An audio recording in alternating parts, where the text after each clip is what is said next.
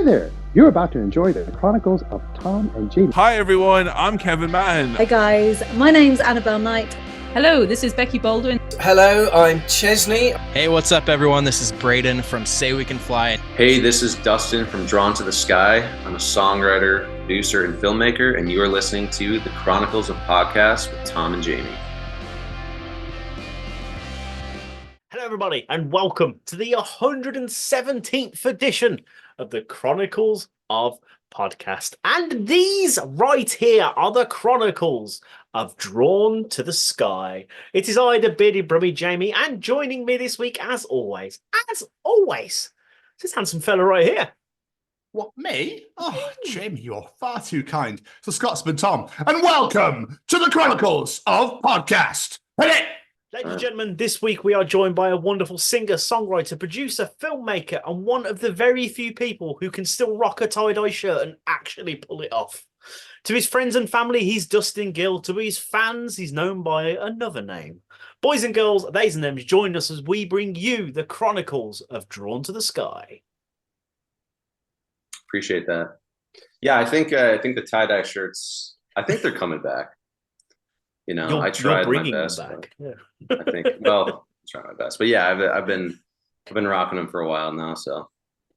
Yeah, I think they're in like every music video. Every music video I saw, you were definitely right. Yeah. Absolutely Pretty much, yeah. Slaying it. Just keep doing it. You know, you say it's coming back. It's because you're the pioneer. You know what I mean? Appreciate that. You're leading the charge. But how are you anyway, my friend? How you doing? How's your morning been so far? Yeah, it's been pretty good. Just went for a nice little hike around the hills here. It's really beautiful. It's nice to get away from the winter in Minnesota. Yeah, it's been amazing. How about you? Yeah. Oh no, but I don't think anyone asks us. Yeah, good. Just curious. No, at all. I've been working all day, so nothing very exciting's been going on my end. Jay? Yeah, been at work all day. I've got a belly full of Chinese, and I'm here, so it's a good day. Awesome. It's the best. But before we talk about what you do now, sir, take us back. We always like to start this by going back to the start, the days of young Master Gill, you can say. What did you want to be when you were growing up in your formative years? Has it always been music and entertainment, or was it, I don't know, a train driver? To be honest, I think I kind of like bring it back to, so my dad was a construction worker, and so basically he would get his winters off, right? And so I was like, okay, like I get my summers off in school, at least in the US we do. And then he got his winters off. Same with my mom. She worked outside. She worked for like kind of like the DNR, mosquito control. So she would like treat swamps, and she would have the winters off. And then I had the summers off. So I was like, okay, so, it's kind of cool. You suck it up for a few months. You're either working for, 9 months out of the year, but then you get like this nice break in a season. Because that's how it worked in school. That's how it worked for my parents. So now my parents are separated as I'm like a young child. And my stepdad comes into the picture, and I see him going to work every single day. And I'm like, okay, like, when do you get off though? Like, when's your like months to get off work? And he's like, no, I just work every single day. Like, I don't get that. Like, that's not normal. And I was like, are you serious? Like, you just work every single day for the rest of your life, basically? It's just off on the weekends. And I think it was like that moment where I was like, okay, like, I think I have to do something when I grow up that I like enjoy to do, because I just don't want to spend like every single day, doing something I dislike. And I hated school. So, I mean, I was like, if this is like a preview of what's to come, like I better figure something out. So, I mean, yeah, I guess, music was something I always gravitated towards, but at the same time, I was like an athlete in high school, and I thought that might be something I want to pursue as well. I was like a discus and shot put thrower in track, and I was pretty successful at it in high school. But yeah, once college came around, it was kind of like trying to figure out, do I do the music thing, or should I like pursue like fitness? Or I didn't really know exactly what to do, but yeah, ever since I was 11, I played guitar, and something just called to me like when I was in college, and on like my third year of track, I just figured like, like this isn't going to last forever. I'm not going to go to the Olympics. So yeah, I think it's time to like refocus what I want to do with my life. And yeah, I just decided to go for it, and I quit track in college and graduated, and then just flew out to LA, and kind of the rest is history. So yeah. This might be a really stupid question. How do you get good at like shot put and discus? Like, how do you actually? Because obviously it's throwing a very heavy ball and throwing like a frisbee-ish type item while spinning. Right. Yeah. No. I mean, honestly, it comes down to just like it's definitely genetic, because most of the good throwers have a little bit of like height to them. Like I'm 6'2", so that's like that helps. You have really long arms. It's just like biomechanics, you know. But a lot of it is just like the weight room, you know. Like I always had, yeah. It's a little bit of speed, it's a little bit of strength, coordination, all those things kind of combined. But it's kind of like a niche sport, so there's not a lot of people that get introduced to it. I feel, well, at least in the U.S. anyways. So if you're good, I think you can really capitalize on it, because like, you know, most people don't find out about it until like they're already in high school and they haven't had the time to like build up their skill. But a lot of it's like technique too, and just practicing years and years. But yeah, it's fun. I miss it, honestly. It was pretty fun just to chuck that thing as far as I can. Would you ever go back? I would like do it. Well, now I've taken up disc golf, so that kind of like scratches the itch. But disc golf is completely different, because a discus is like, I don't even know. I think it was like 3 or 4 pounds in college. But like a disc golf, you're talking like 175 grams. So, but yeah, no, I think I would do it for fun maybe, but it's pretty rough on like the shoulders and whatnot. I mean, it's like you're literally in like the shot put is a bowling ball weight. So it's 16 pounds, just like tucked into your neck. It's pretty rough on the body, but it was enjoyable when it lasted. Yeah. So you say you were good. Did I read somewhere that you broke a 40-year record in your school with discus? Yeah, the high school record. Yep. So yeah, that was awesome. Like it was just one of those like accomplishments. You know, I just like, it was kind of one of my dreams, like growing up, because I knew that the record was somewhat within reach when I first started playing. And yeah, it was just one of those goals that I got to accomplish. And I think that's what propelled me to do it in college, because it's like, oh, well, you broke a school record, like you should pursue this after high school. But at the same time, it's like, you know, how far is that going to go? Right. Like, I don't know. But it was fun. It was really fun when it lasted, for sure. They should make disc golf in the Olympics. That's the frisbee into the net. That's miles away, isn't it? Yeah, yeah. It's like in a cage with chains. Yeah, that's it's so fun. Looks you guys awesome. Ever play? No, I've watched videos on Facebook and stuff. I've watched videos online. Yeah. That looks like so much fun. But I'm it's one of those so fun. I probably wouldn't let go at the right time, so probably like swing off like this way or something. Right. Yeah. No, I've done that before. I've had it happen. But yeah, it's one of those things. Like I think I picked it up in the pandemic, and it just like, I think a lot of people did, because like you just go to a park, you know, and do something. And I just love it. Yeah, like I've been obsessed. I'm always posting it on my story, and yeah, it's awesome. So that's really, I've never even heard of it before, but actually I'm going to go look at it now because it sounds really fun. Yeah, no, it's awesome. It's awesome. But a question I like to ask all musicians we have on the show: where did this love for music come from? Especially the sort of music that you're playing now. Obviously, we all like music, but you need to really love music to decide to want to do it. Right. Yeah, I think it was probably because my dad just like played a lot of music in the car when I was growing up, like 80s music, the Cars, Tom Petty, Prince, you know, everything from like 70s and 80s, 90s. I don't know. It's just like, maybe it was with him. And because my parents were divorced, whenever I did get time with my dad, like it was really special, because I would see him like, you know, every couple of weeks we would get a weekend together. And I think maybe like associating it with that, because it was like, oh, this is my time with my dad. I'm like really happy I get to see him. And like, he's playing this music in the car, and it like, he's just a big fan of music. And I think maybe that's what like sparked it. But, you know, I'm not sure. It's just one of those things that I always seem to just really love. Like I was kind of obsessed, and I bought CDs and kind of hoarded music. And then my best friend in school in 3rd grade, he had a brother who was like a virtuoso guitar player. His name's Trevor Wiest. Shout out Trevor. He sees this, but yeah, he's just like one of the best guitar players I've ever heard in my life.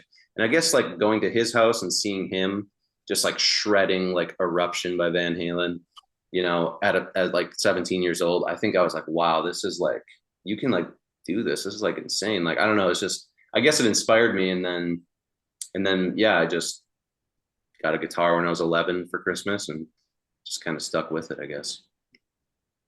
That's amazing. Was there like a point or a moment where you went, I don't want to do this as a hobby anymore. I want this to be what I do, what I'm known for. Was there a point, or did you sort of escalate over the years? Yeah, I don't know. I mean, I always had dreams. Like, I think every little kid, they're like, I'm always like, every time I would listen to music, for some reason, I would like replace myself with the singer on stage in my head, or like the guitar player. And I would see myself performing the music. Like when I was sitting in the car on a road trip or whatever, I was like, well, why do I keep seeing myself do it? And for whatever reason, I think that just like programmed my mind over time. Like, I want to do this, like for whatever reason, I was always shy, like, always been super socially awkward. So the idea of singing in front of people, like, just absolutely terrified me. So I never really pursued it like seriously, it's just kind of like one of those like dreams.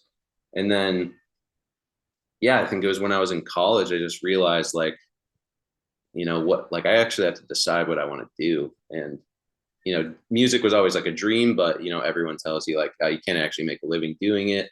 It's like a 1 in a million chance. This is kind of back before like social media and stuff. So there wasn't even really that much of an outlet for independent artists at the time, I don't think, besides like MySpace. But yeah, I think it's just one of those things. I decided like going back to what I was saying earlier, if I'm going to do something every day for the rest of my life, I just wanted something I genuinely enjoy to do. And I just loved music. So I just thought, you know what, I'm just going to do it. So yeah, I don't know. No, it's great. I mean, you've got your style is quite like an amalgamation of loads of different genres smashed into one. So I mean, I got some EDM vibes, bit of R&B, bit of pop punk, bit of acoustic, bit of emo, bit of that sort of thing. And it's like, this is me. Where did the influence come? Like, who influenced you when you were growing up? What were you listening to more? I think the kind of like that hardcore, post-hardcore phase in like the late 2000s, bands like, what can I think of? Like As I Lay Dying, and then like the softer bands like Sleeping with Sirens and Pierce the Veil. And yeah, over time, like I just like a lot of metal music is really what got me into it. And then like Ozzy Osbourne, when I was a little kid, like, Randy Rhoads shredding guitar solos like on Crazy Train or whatever. And it's just like all the things between the 80s music from my dad and then like the metal and emo music I listened to in high school. Cause I always wanted to be in a metal band, but I'm from a town of a few thousand people, like 4,000 people. So there just wasn't enough people to like form a band in high school of music I wanted to play. So it was one of those things where I was like, well, I guess I'll just do stuff on my own, But yeah, I think it's the emo music from high school and then the 80s music from my dad that kind of blend like the guitar solos and that kind of thing.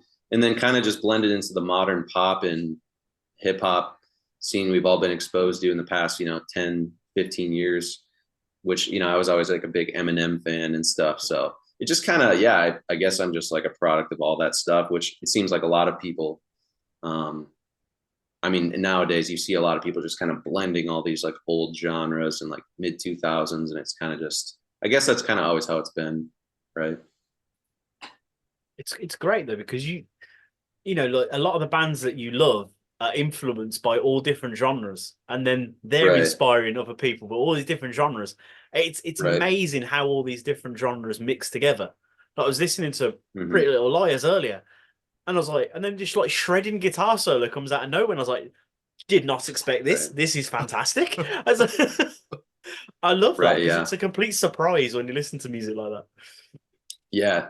No, I agree. It is kind of crazy how everyone's like influencing the next generation of artists or whatever. And it's like, no one's like truly original, so to speak, because you could make a case like people have probably made bigger leaps than others, but it is kind of wild to think about. Like we started at this, tribal banging around on like drums, made from like animal skins. And then all of a sudden somehow it just transformed into like, hyper pop or like electronic music. It's just kind of wild how it all, every single thing just like kind of domino effects to the next. It's amazing. But did you take lessons to learn to do what you do, or are you self-taught? Because you do everything for your music, and that you produce it, mix it, literally everything. Yeah, no, with guitar, I did take lessons as a kid, but a lot of times I used to get these magazines called Guitar World. For anyone who knows, like it was just like it was just a dream to like get that magazine every single month. And there was actually a disc inside. So you'd get like a disc and you could you put it in your computer and basically you would get lessons on this disc. And then you would have there's this little sample at the end, or there's this like little section called Bet You Can't Play This. And it was always like this crazy, like sweep picking, tapping, like insane lick that was like, oh my gosh, this is amazing. And but the whole catch is like, oh, I bet you can't play this. Like, I bet you can't learn this riff or whatever. And I would always like learn those every single week because I mean, it was just like, it was so cool. I mean, that was kind of the gimmick of it, like, pretending as if like, oh, I bet you can't learn this on your own or whatever. But yeah, like doing those every week, I think helped. And then eventually, yeah, when I was like in 7th grade, I played Eruption by Van Halen at the talent show. And that kind of and I got like a reaction from that. And I was like, wow, like people enjoy this. Like people, I guess like that kind of comes back to like why I started is people really enjoyed the talent show. And when you're like a middle schooler and all the girls are hitting you up afterwards and just like, you're like, whoa, like what happened? Like I was like a loser before and now everyone's just like, focus on this thing. But anyways, yeah. So I think, yeah, just pretty much self-taught for the most part, but like using the internet, and I also got some like audio production training in college actually.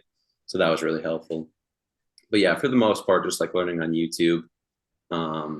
But yeah, I did have a great like mentor in college he was like signed by a major label back in the day. I think it was with the band Holiday. I'm not sure. I think that was it. And yeah, he's just a great songwriter. His name's Dr. Olson. And yeah, he was an incredible like mentor to me and like teaching me audio production and just audio engineering. So that's kind of like, as far as the side of like making the music happen and like putting it out there, he was like that person for me. But as far as like all like the songwriting or like more of the guitar stuff, that a lot of that was self-taught. So. Fair play. That's all. I always get absolutely admired by people who are self-taught. I'm like, if I was to pick a guitar up and go, right, let's play this, I'm like, I don't know what I'm doing. Just put it down and walk away. Yeah. It's actually really painful to start playing guitar. It like kills your wrists. Yeah. But where did the name... things you gotta get over. Sorry. Yeah. No, I was just saying it's one of those things. Right. Yeah, it's one of those things like when you like a lot of people want to play guitar, but they got to realize like it's going to like physically hurt them for a solid few months. Your fingers are just going to be like suffering, your wrists. But yeah, once you get over that hill though, it's like, then everything kind of flows.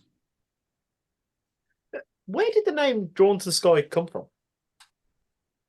Well, I have it tattooed on my forearm here. You can't really see it. It's like on this cross. But anyways, like, I have no idea, to be honest. I think it was one of those just like, oh, this sounds cool when I'm in 9th grade. And like, I released a little guitar instrumental project in, I think it was 9th grade. And I just like I made CDs and I was handing them out to people in high school. And I just called it Drawn to the Sky. And for whatever reason, I mean, I've always had like a fascination with like space.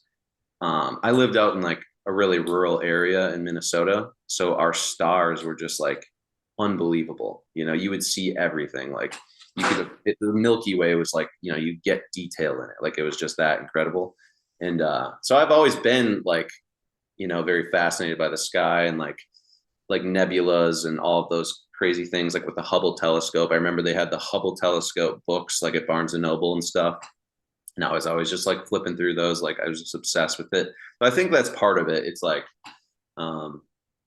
my fascination with that, I guess, kind of like led to the name when I made that funny little project in 9th grade. But then it just kind of stuck. I just kept using it. Just like a one-man band name, I guess. A lot of people were doing that in the 2000s or whatever. So, but it really fits the style of music as well, I think. Do you ever get that? Do you ever find that artist band names always seem to fit the style of music that they are? Totally, yeah.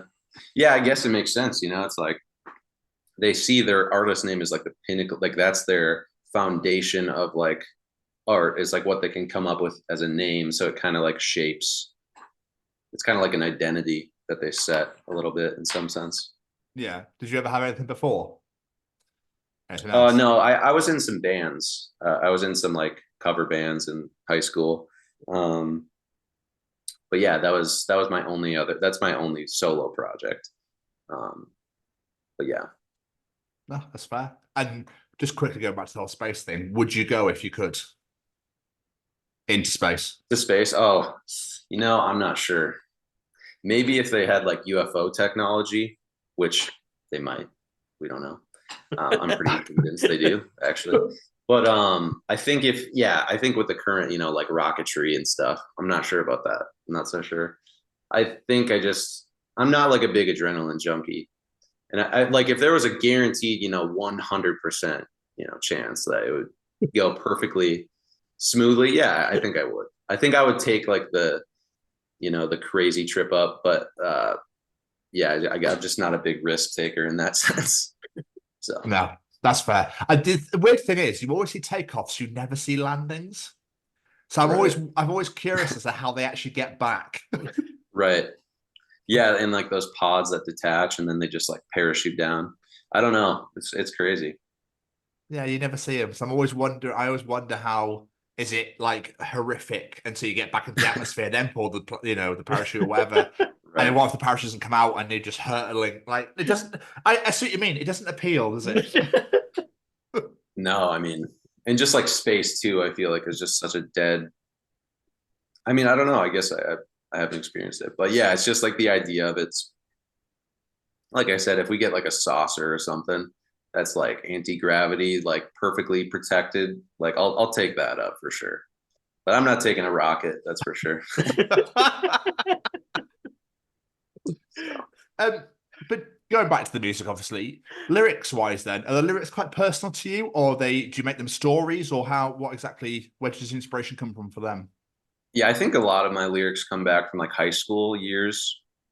That's where I was like dealing with the most like emotional turbulence and stuff. And I definitely like write songs about current day like events and how I'm feeling. But yeah, I would say it's a blend of stories and then a blend of personal experience.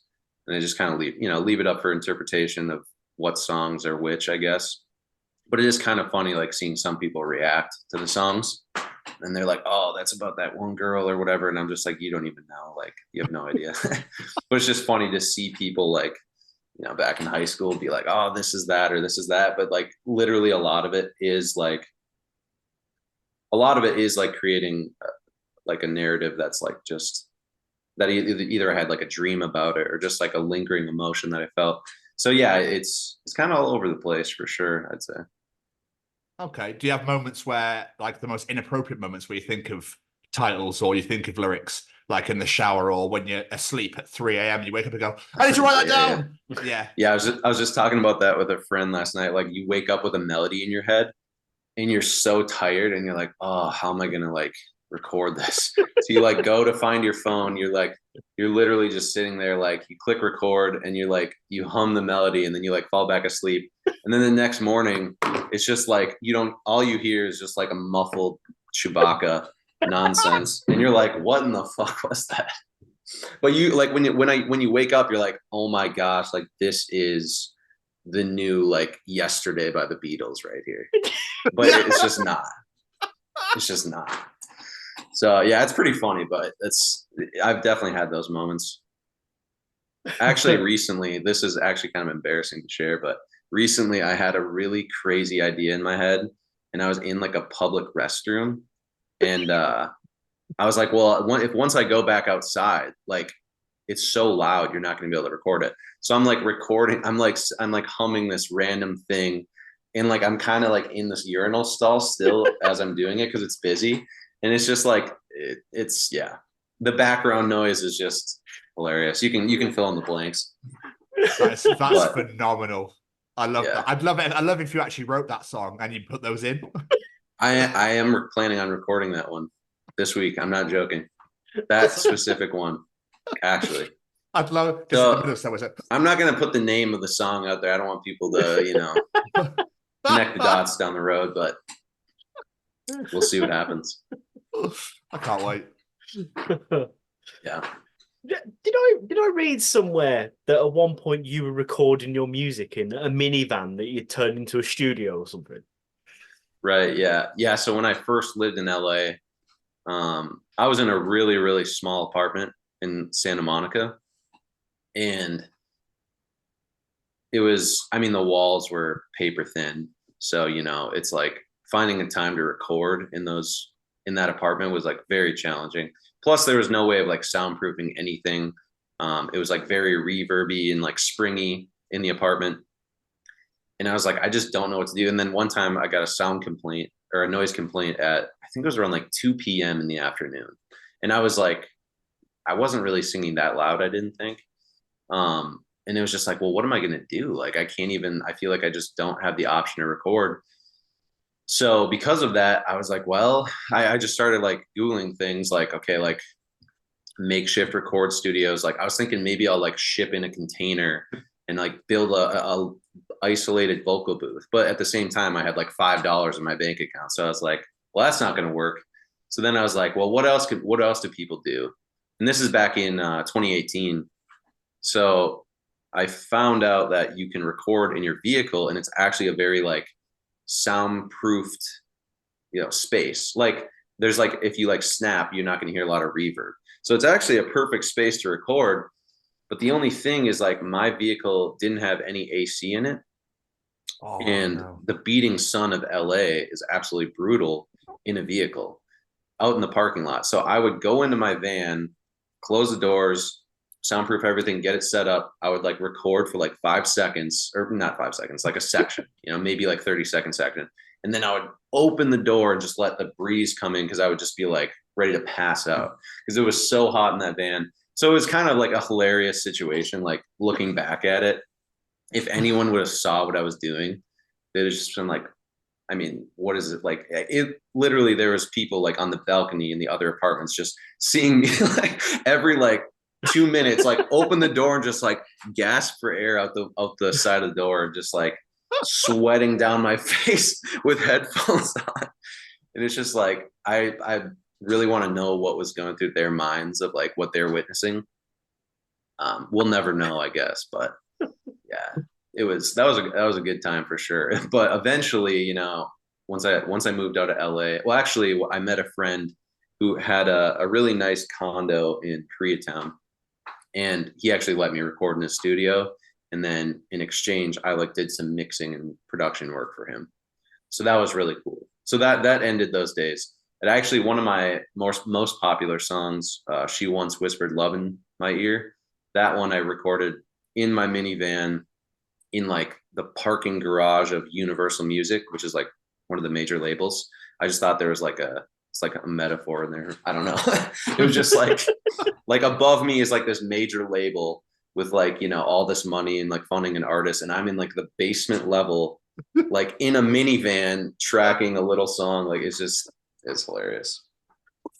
That is dedication to your craft. Yeah. Right. Massively. Right. Yeah. It was a fun time.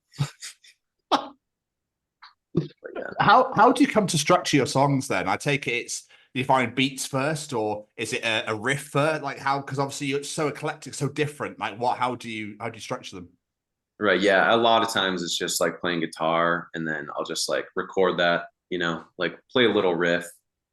I just click voice memo record on my phone, and then I'll be like, okay, I got a melody and I got a guitar riff, and then I'll like start the guitar riff in Logic, and then I'll just build out the song from there.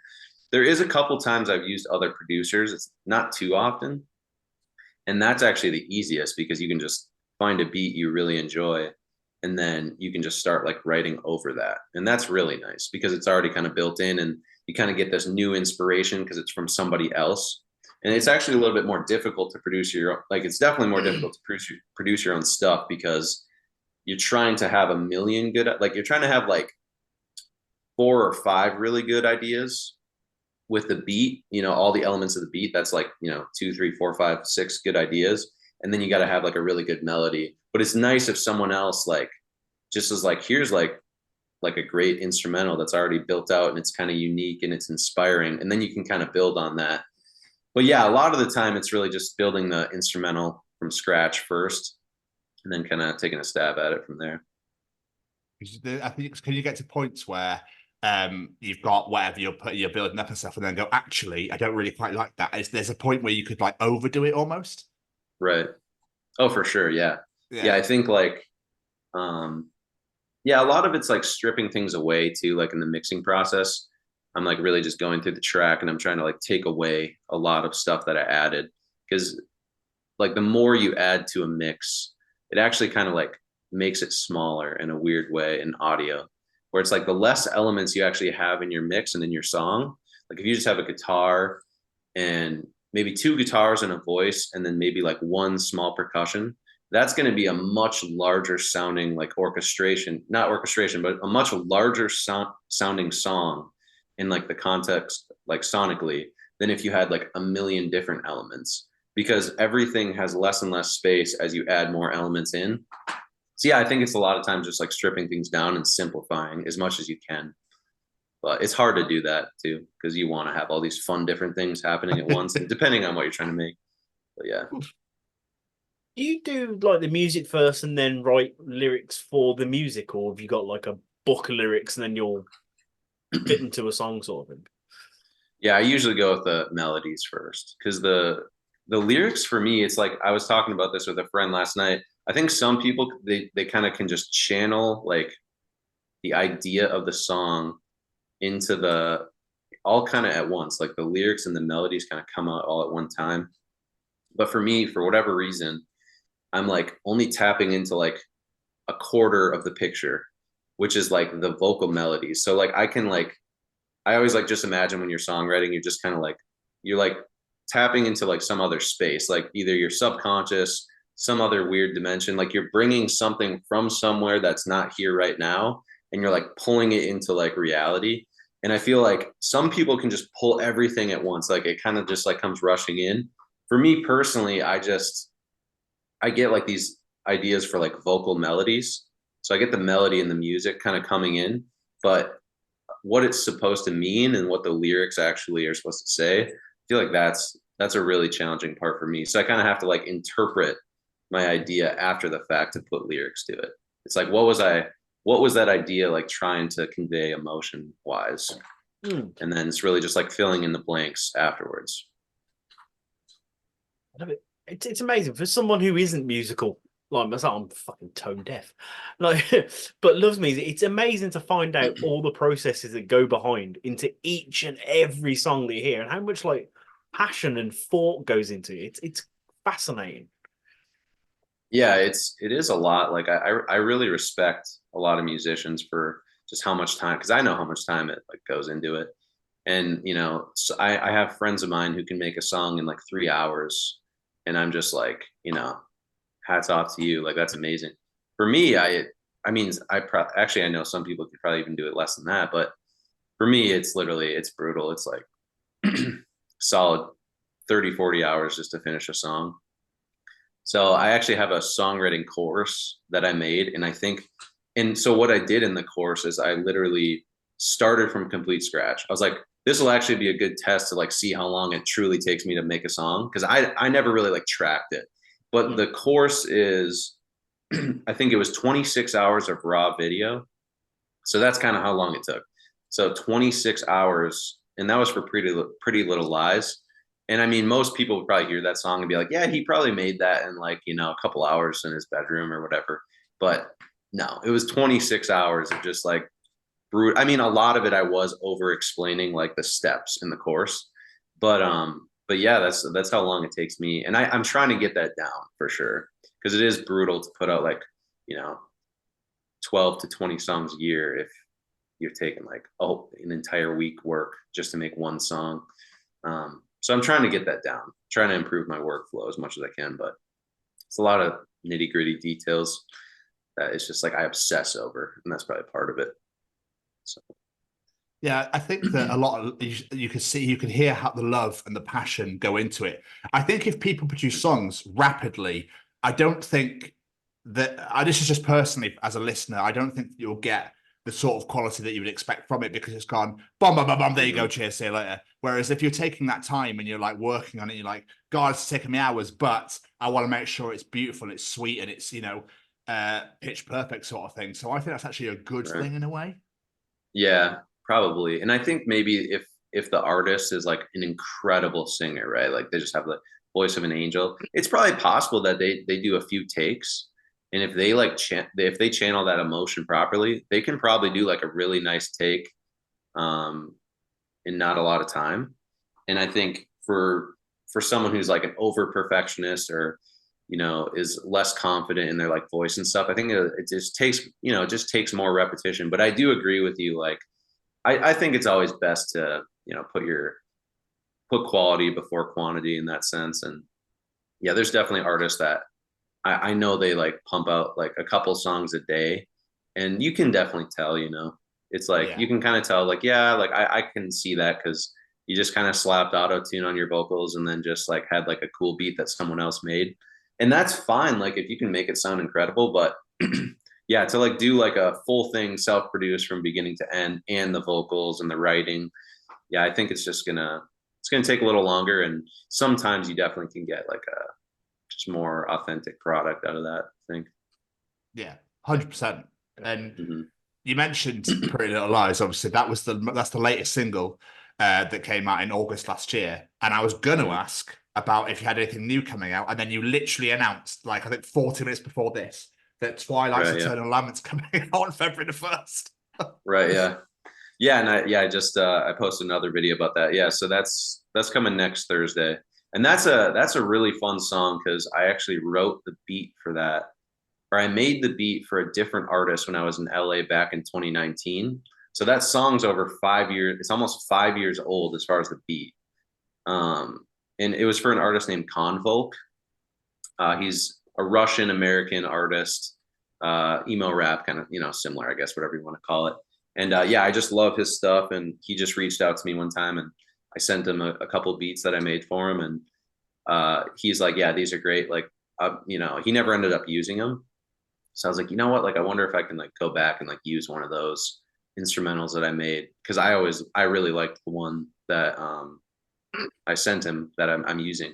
So yeah, I just decided when I was making my studio class, I think I was like on hour like 30. It was maybe like I edited for 30 hours straight one of the days for my editing my class down, and it was like 4 a.m. and I was like, I was starting to like almost hallucinate a little bit from sleep depravity, and I was like, I need to take a break. So like I just took a break, and I was like, for whatever reason, I just turned on that beat randomly, and I just started kind of like riffing over it.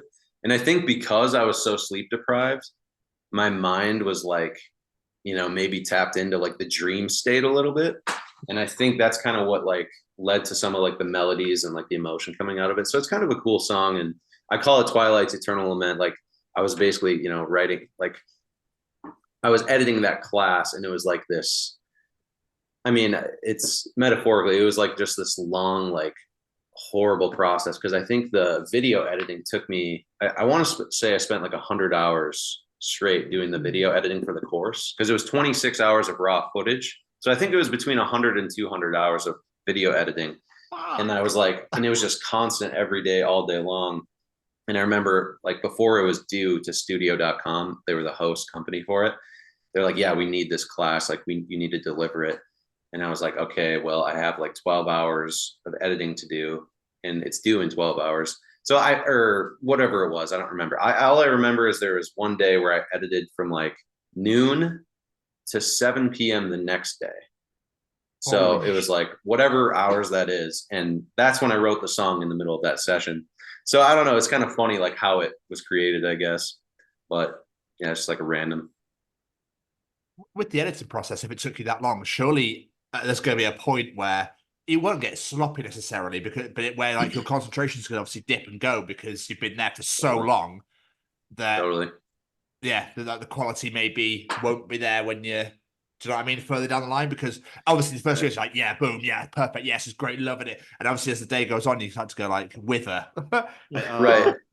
Yeah, I think the course ended up turning out pretty good. What I was doing was very tedious. It was a very like non-creative process. I was basically taking the audio from my course, automating out different like spikes in volume because I had one of those like lav mics on.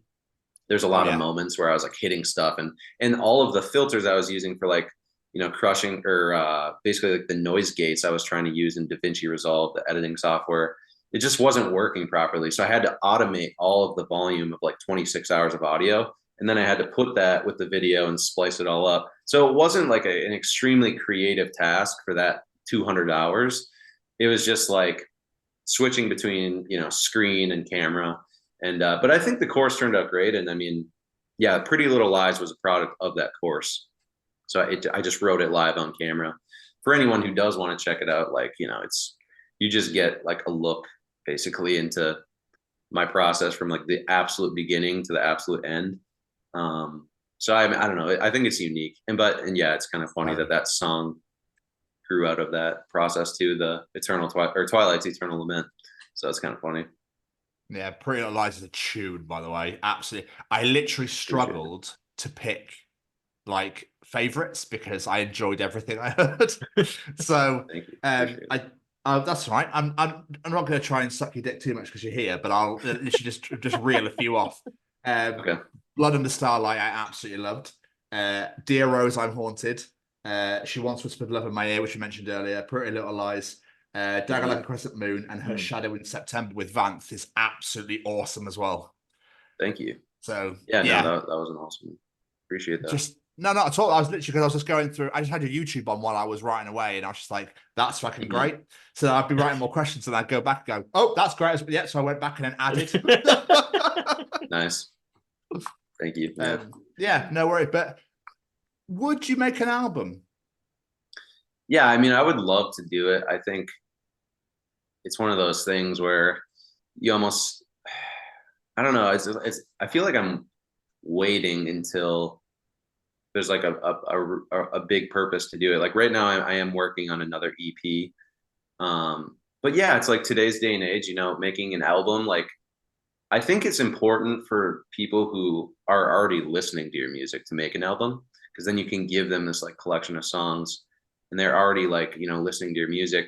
But at the same time, sometimes you're like, you know, you'll release an album, you know, and a lot of songs will just get like absolutely no traction. And the thing is like, you shouldn't like think about like, you know, streams. It should be just the art. And I think an album is in that space where it's like, you're just focusing on the art, but then there's the other side of you that's like, well, I want all these songs to get like the recognition they deserve and the love they deserve. And I think with like the modern day algorithms and how like Spotify works, attention spans, different things like that, albums are just tougher, right?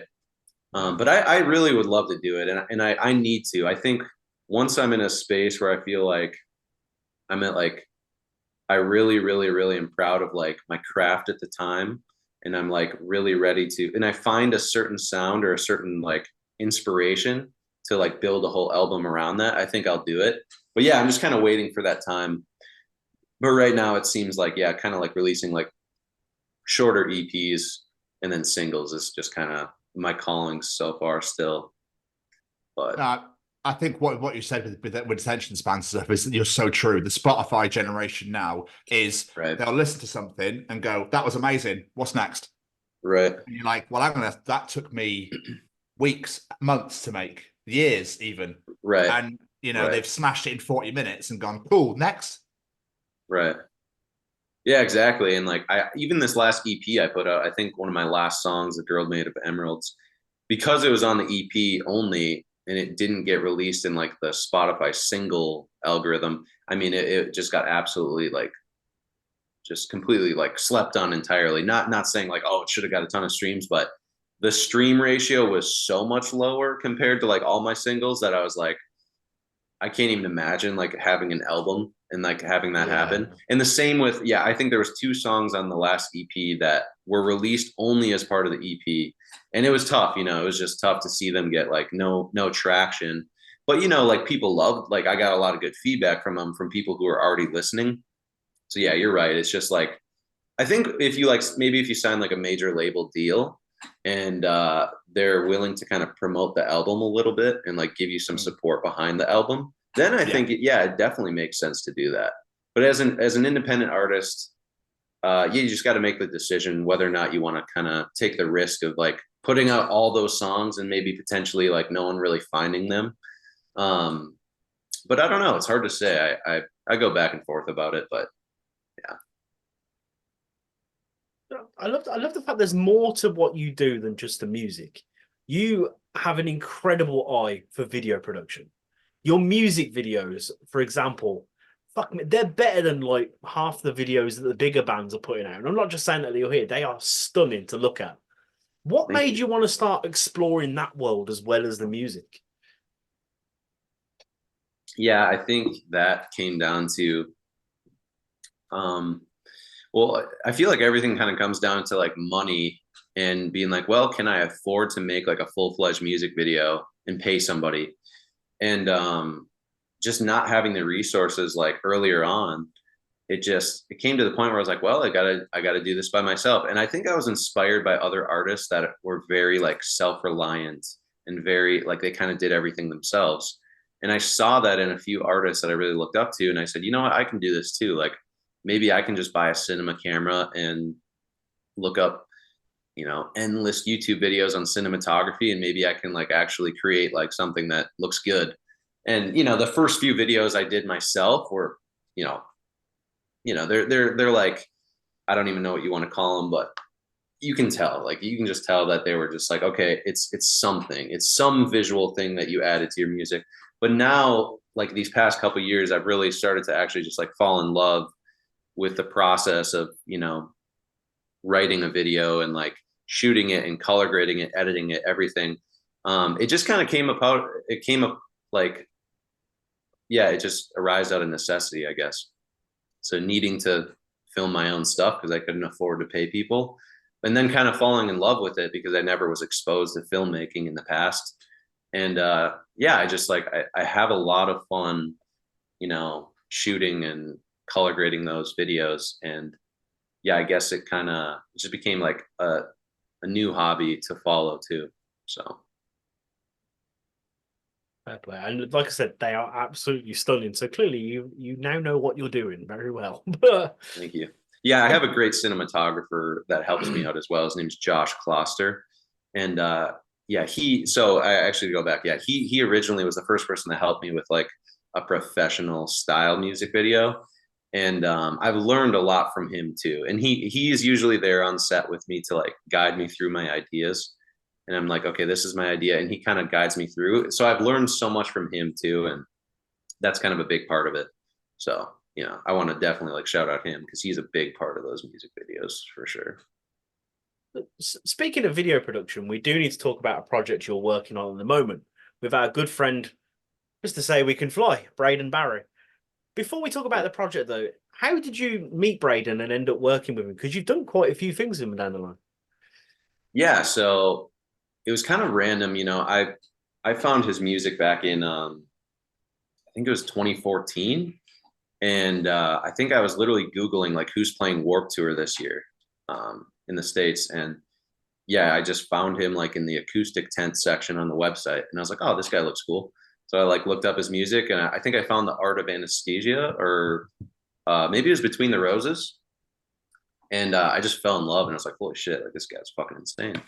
And so I followed his music for a number of years. And then, we just connected on social media eventually. I don't remember how it all happened, but one day he was leaving for tour and we just happened to be in the same city and he just hit me up. He's like, hey, you want to hang out like today? I'm like, I have a flight tomorrow morning or whatever. And I was like, sure. So I just met up with him and we played a game of mini golf and I absolutely destroyed him and the rest is history. So I actually don't know. I don't even think we were keeping track, but no, it was just kind of happenstance through over the years, I guess. Don't be humble. You kicked his ass. It's fine. It's fine. Yeah. He actually wanted me to ask a question. So he wanted to know, when did you know that you wanted to be a greasy rubber farmer? Oh, okay. That's a good one. Well, I don't know if I had a choice. We'll put it that way. No, I'm joking.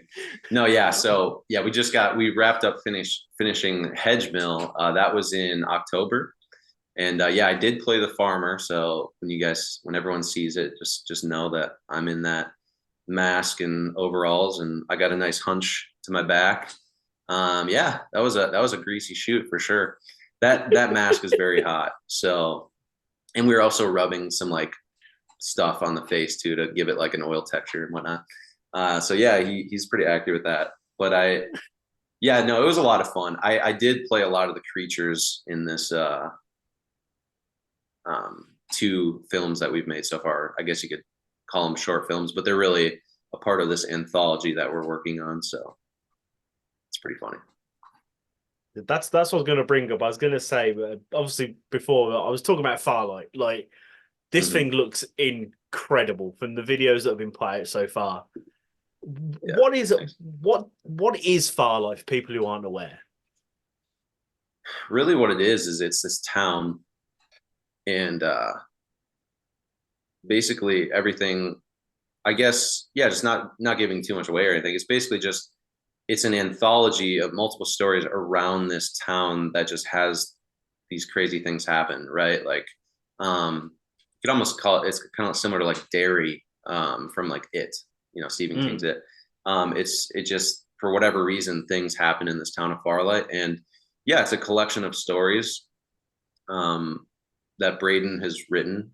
And yeah, I kind of came along with the project when he was filming he was about to film his first story, Old Dog.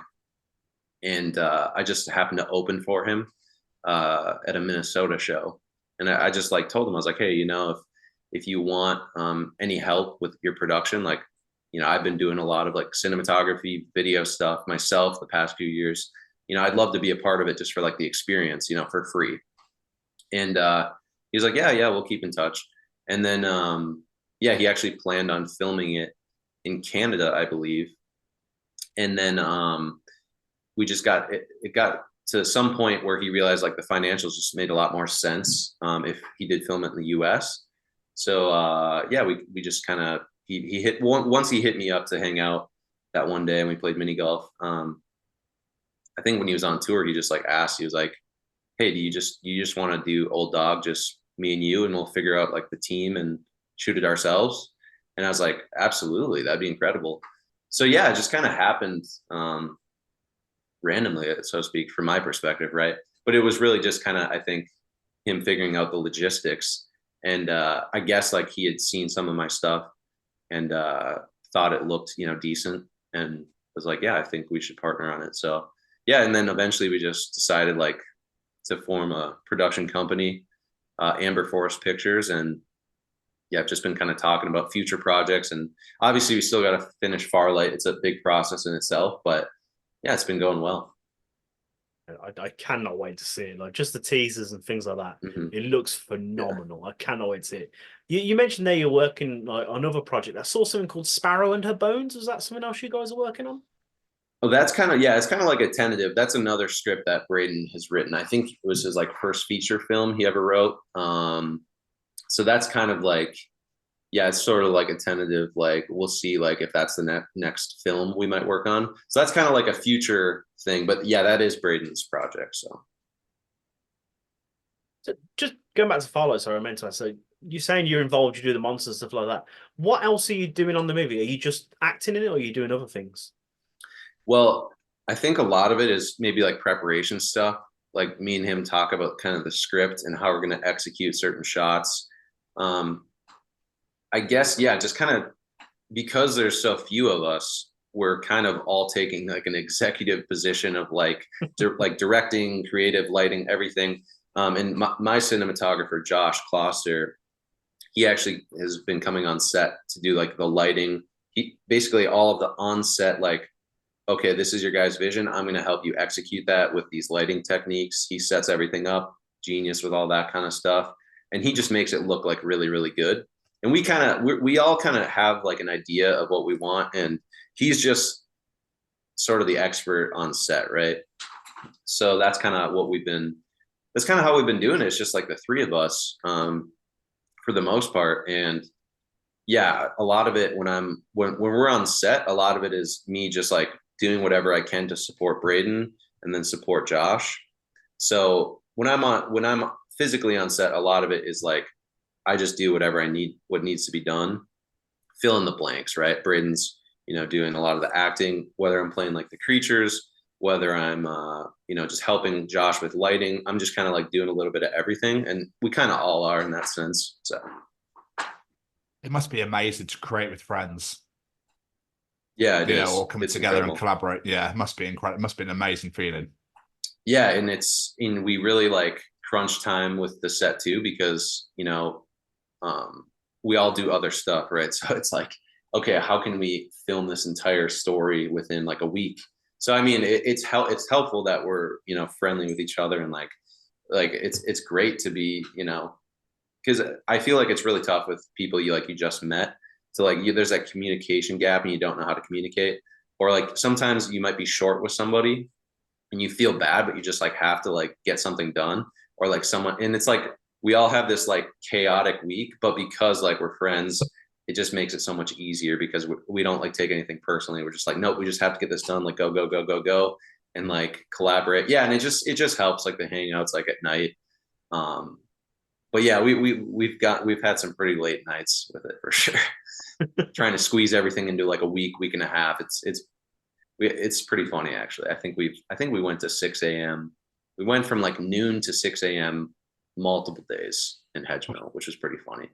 But I guess that's just the way it goes, like on set, you just got to finish it because there's nothing you can do. You can't extend stuff because you just have set time for the equipment that you rent, and then you have set time for like the location and then people's schedules, and you have to get it done. So it's interesting for sure. It's cool.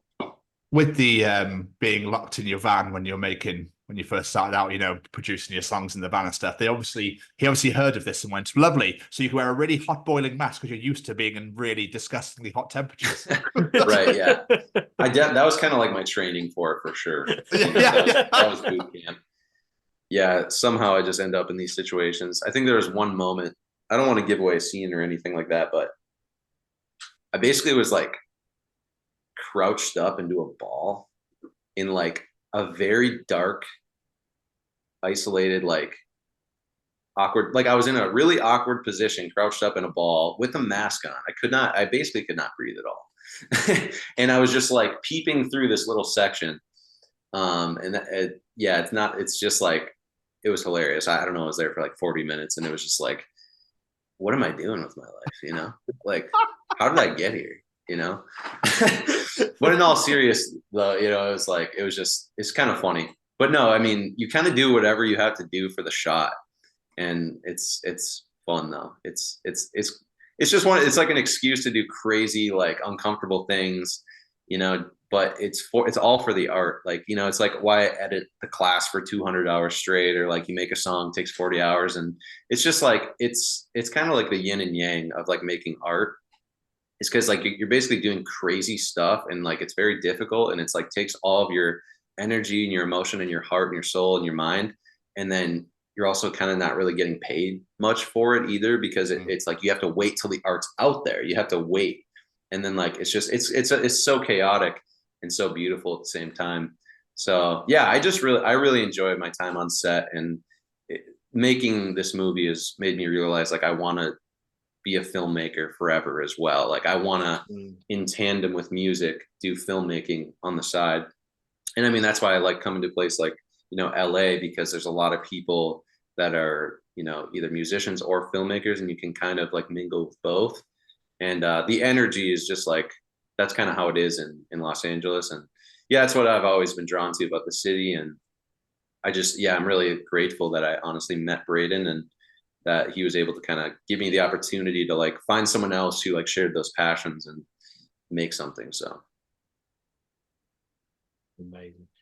I love the fact that you're keeping busy, you're following all these passions and what you love, and you can see the passion in it when you're talking about it.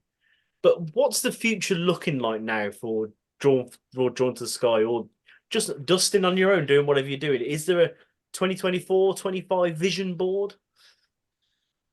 Yeah, I mean, I try to keep my vision board updated at all times. Honestly, I think, funny enough, like I think back in the day, I even had, I did have like filmmaking stuff on my vision board back in like 2016 and stuff like that. I've always been into the whole manifesting, like law of attraction stuff, and it's definitely worked in my life like very well for me. And it's just like, I think this year, it's my plan is just to keep making this film. We really want to finish Farlight this year, and I guess I would love to like start touring. As an artist, I think it's one thing about I always kind of put off, and that's something that I would love to finally dive into is the touring. And just making, growing my music, my brand as much as possible. I'm having fun every day. Like I'm enjoying my life, enjoying what I'm doing. And it's just like kind of improving all of those things that I've already been doing and try to improve my craft and everything. I always like, it's easy to like want to focus on like results, like, oh, I want to make this much more money, or I want this much more streams or whatever. But I think it really comes down to like, how can you improve your craft and your skill to get those things versus like just working harder or getting better at marketing or so I'm just really trying to improve my skills and continue to make art that I enjoy, I guess. I was going to ask about the tour thing. Well, I was going to say, are you planning to do any tours or festivals or anything like that at all? I have nothing planned for the year, but I absolutely would love to schedule some stuff. Like I would love to schedule some stuff for the summer if I can. But yeah, we'll kind of see what happens. I definitely think it'd be good for me to actually take that step. I've been putting out music for a number of years and just never really hit the road yet. So I think that would be, it's a big goal of mine for sure. And I could do a lot more to work towards that and make it happen. So I was just trying to balance a million things like at once, because you're like, when you're your own manager and you're doing all your own marketing and you're creating and doing all these things, sometimes you forget what's going on and you're like, oh, I actually have to play shows too, which is like the foundation of making music is basically performing for people. And I would like to do a lot more of that. So I think that's definitely something I plan on, booking for the summer of 2024. Nice. Amazing. Yeah. Before we start wrapping this up, one last thing for myself. If there's people listening to this and you know what, I like the sound of this guy, I like the cut of his jib, I'm going to go check out his music and what he's up to. What's like one or two songs in your back catalog that stand out to you that you'd recommend people to go check out to get a real feel for what you do? Yeah, I don't know. I really like this last EP I put out, Dragonborn Chronicles. Like I just really love the music I made. I felt like it was my best stuff. So yeah, like songs like Dopamine Death Dream, Vengeance is one of those songs where I was really proud of it with like the vocal melodies and like how it all came out. And it's just an important song to me. And then, probably like Star Eater. So basically those songs from that EP, I would suggest to people to check out. Cause I feel like some of it was definitely like kind of hidden and slept on a little bit, which is fine. But yeah, it's just, I was really proud of that work. I think that EP. So. Amazing. Mr. Stevens, do you have any more questions for our wonderful guest? I do. I have one more. When you first started out getting your guitar at 11, and listening, spending weekends with your dad and stuff, did you ever think that this is where your life would have got to today, being in LA, making the music that you've done, working on Farlight with Braden, that sort of thing? Did you ever think this would ever have ever happened? I in some sense, like I feel like when you're a kid, or at least when I was a kid, I kind of like knew that for sure I was going to be doing something like this, and not in a way of this like ego or arrogance about it. Like, oh, I'm definitely going to be doing that. It's more just like, I don't know. It's like a weird thing where you can kind of see your future, or it's like when you're trying to achieve something or like a goal, there's a difference between like, okay, I really want to do this, and then kind of just like understanding that it's going to happen. And I think it was kind of, it always has been something I kind of knew I was always going to do. Like I always knew I was going to do music, and I was going to pursue this and kind of do whatever it takes to make it happen, I guess, because that's a big part of it. It's just, like I kind of knew that I would sacrifice other things to make this work. And that's what a lot of stuff is like following your dreams is like, it's really a lot of sacrifice. It's not about just like doing stuff. It's like, what are you willing to sacrifice and take away from your life? And I guess I kind of knew I was always willing to do those things. And I'm just really happy that like I was right, I guess, like as a kid, like I knew I was going to pursue this. Obviously I would love to like, grow a lot more as an artist and, become more successful in all those things. But at the same time, like I'm pretty happy with what I have accomplished now. And I think it's just about like appreciating that and like being grateful. Like, hey, I said I was going to do this when I was, a little kid or whatever. And now I'm actually living up to it. And I guess, so yeah, it's kind of cool to look back on those days, just sitting in my dad's car, like, visualizing myself doing the things that I'm doing now. It's like, it's kind of nice. So. I love it. Absolutely awesome. Yeah. Dustin, thank you so much for taking the time out to talk to us. It means the absolute world. Before we let you go, though, any plugs, social medias, anything you want people to go check out?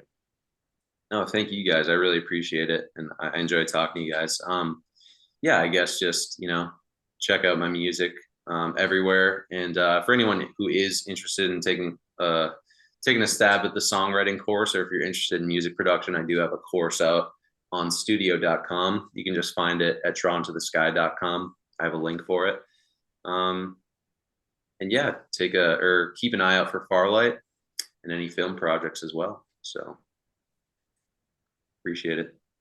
Dustin, man, this has been amazing. Thank you so much for taking the time and sit to chat to us. I know you're a very busy boy, so we do appreciate it massively. It was great. It was absolutely great. Thank you so much. This is dropping tomorrow. Okay, sweet. So if there's any artwork, any photo, anything you're using for the artwork, just send it straight over to me and I'll drop it to Jamie and we'll get it made. But yeah, it'll be 6 p.m. UK, so that's 10 a.m. for you. But you'll get all the relevant tags and all that sort of thing anyway. So sweet.